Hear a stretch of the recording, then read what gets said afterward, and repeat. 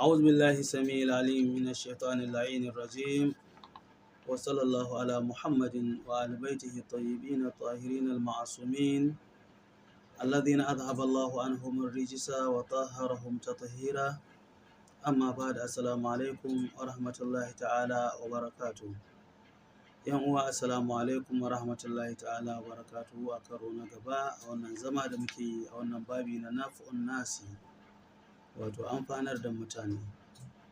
Insha Allah za mu karasa babin yanzu, hadisi biyu ne rage mana kuma za mu karanta su, babin ya kare kenan sai kuma mu shiga babi na gaba. Hadisi na uku a cikin babin yana cewa anil imami sadiq alaihi salam, an rawaito daga imamu Ja'far as-Sadiq alaihi salam.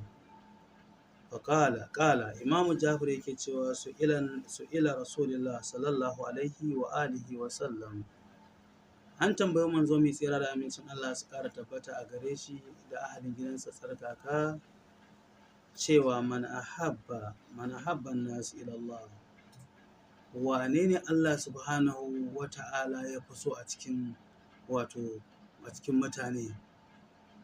Fakal sai ya ce amfa'un nasa linnasi, shine wanda ya fi amfanar da mutane a cikin mutane, wato ya fi amfani ga mutane. Wanda ya fi amfani ga mutane shi Allah subhanahu wa ta'ala ya fi so. Ɗan uwa mumini, mu dage, mu jajirce, mu zama masu amfani a cikin al'umma, kai waɗanda suka fi amfani a cikin al'umma, domin mu samu kanmu cikin waɗanda Allah subhanahu wa ta'ala ya fi so. Da dukkanin abin da Allah ta'ala ya hore mana da za mu yi amfani da al'umma da shi. Ma'aikacin gwamnati ne kai, ko mai mulki ne kai, ko basarake ne kai, ko mai sana'ar hannu ne kai, ko malamin addini ne kai, ko ɗalibin ilimi ne kai, ya zama ko wani abu da kake da shi na amfani da za ka amfani da al'umma da kake rayuwa tare da su.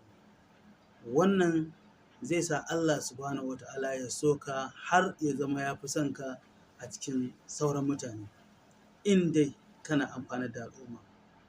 Shi yasa wannan hadisi yake cewa amfa'un nasu linnasi, wanda ya fi amfanar da mutane a cikin mutane.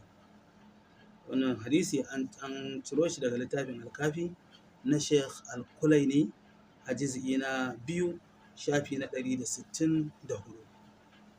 Hadisi na ƙarshe a wannan babi na nafi'un nasi shi ma dai daga Imam Ja'far as-Sadiq ne alaihi salam.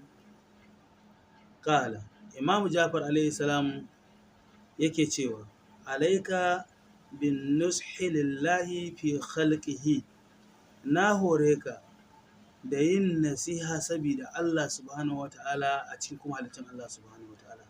Wato mutum ya zama mai nasiha a cikin halittun Allah subhanahu wa ta'ala, ya zama mai sauƙaƙa al'amura, mai nasiha, mai son a gyara, mai son al'amura su kyautata, mai son abubuwa su inganta, ka zama mai kulawa da hukukun nasi.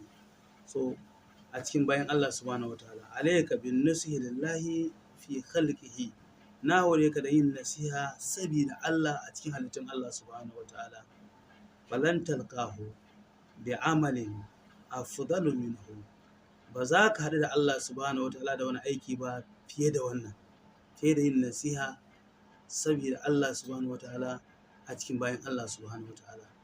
Allah subhanahu wa ta'ala ya sanya mu daga cikin masu nasiha, masu amfani a cikin halittun Allah subhanahu wa ta'ala, a cikin bayan Allah subhanahu wa ta'ala, har mu dace mu zama daga cikin ahabban nasi ko kuma habbun nasi, abinda Allah subhanahu wa ta'ala ya fi so. Wassalamu alaikum wa rahmatullahi ta'ala wa barakatuh.